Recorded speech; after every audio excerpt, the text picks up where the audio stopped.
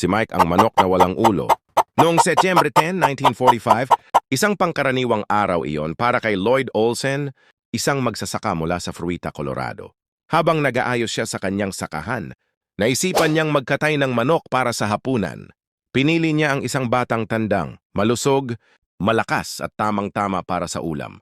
Hinawakan niya ang manok, itinaas ang kanyang kagamitan, at sa isang mabilis na hagupit, putol ang ulo ng tandang.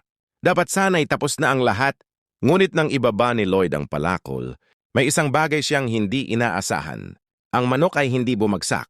Sa halip na mamatay, tumayo ito, nagpagpag ng balahibo, at naglakad palayo na parang walang nangyari. Napaatras si Lloyd sa gulat.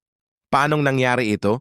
Ang mga ibang manok na pinugutan niya noon ay agad na bumagsak, pero ang isang ito, buhay pa rin kahit wala na itong ulo.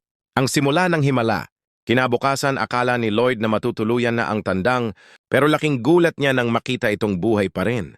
Lumalakad-lakad sa bakuran parang naghahanap ng pagkain. Doon niya napagtanto na hindi niya kayang patayin.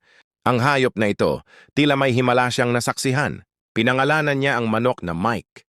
Sa paglipas ng mga araw, natutunan ni Lloyd kung paano alagaan si Mike. Ginamitan niya ng eyedropper upang pakainin, ito ng tubig at durog na mais, direkta sa leeg nito. Kahit wala ng ulo, nakakalakad pa rin si Mike, nakakabalans at minsan parang sinusubukan pang tumilaok. Ngunit sa halip na normal na tilaok, lumalabas na tunog ay isang mahina at nagmamantika na gurgle. Ang pagkakilala kay Mike, dahil sa pambihirang kwento ni Mike, mabilis itong kumalat, hindi nagtagal, maraming tao ang pumunta upang makita ang himala ng walang ulong manok. May mga mamamahayag, siyentipiko, at maging mga negosyante na gustong bilhin si Mike para ipakita sa iba't ibang lugar. Hindi nagtagal, naging isang sikat na palabas si Mike. Isinama siya ni Lloyd sa isang tour sa buong Amerika, kung saan pinakita siya sa iba't ibang syudad. Nailathala rin ang kanyang kwento sa mga kilalang magasin, tulad ng Life at Time magazine. Dahil sa kanyang kasikatan, nagkaroon pa si Mike ng sariling halagang 10,000, isang napakalaking halaga noong panahong iyon. Ang huling gabi ni Mike, mahigit 18 buwan nang nabubuhay, si Mike nang dumating ang isang hindi inaasahang pangyayari. Noong Marso 1947, habang nasa isang motel sa Phoenix, Arizona, may bumara sa kanyang lalamunan. Dahil sa pagmamadali, hindi nahanap ni Lloyd ang kanyang eyedropper, ang tanging gamit na maaari niyang ipantanggal ng bara.